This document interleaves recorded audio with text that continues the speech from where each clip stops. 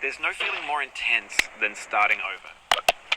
If you deleted your homework the day before it was due, as I have, or if you left your wallet at home and you have to go back after spending an hour in the commute. If you won some money at the casino and then put all your winnings on red but it came up black.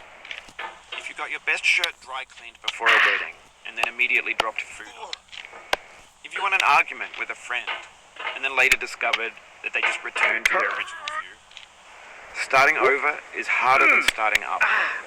If you're not ready for that, like if you've already had a bad day, then what you're about to go through might be too much. Feel free to go away and come back. I'll be here. Alright, thanks for coming with me on this trip. I'll understand if you have to take a break at any point. Just find a safe place to stop and quit the game. And don't worry, I'll save your progress always, even your mistakes.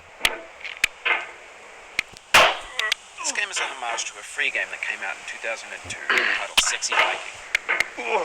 The author of that game was Jazzuo, a mysterious Czech designer who was known at the time as the father of V-games.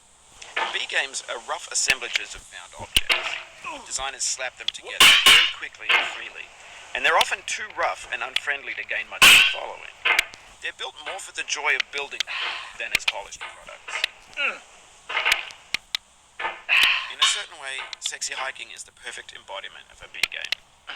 It's built almost entirely out of found and recycled parts, and it's one of the most unusual and unfriendly games of its time. In it, your task is simply to drag yourself up a mountain with a hammer.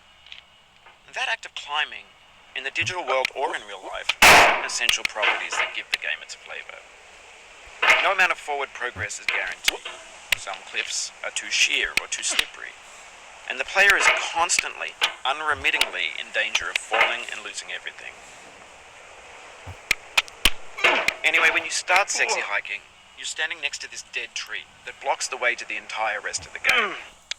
It might take you an hour to get over that tree, and a lot of people never got past it. You prod and you poke at it, exploring the limits of your reach and your strength, trying to find a way up and over. And there's a sense of truth in that lack of compromise. Most obstacles in video game worlds are fake.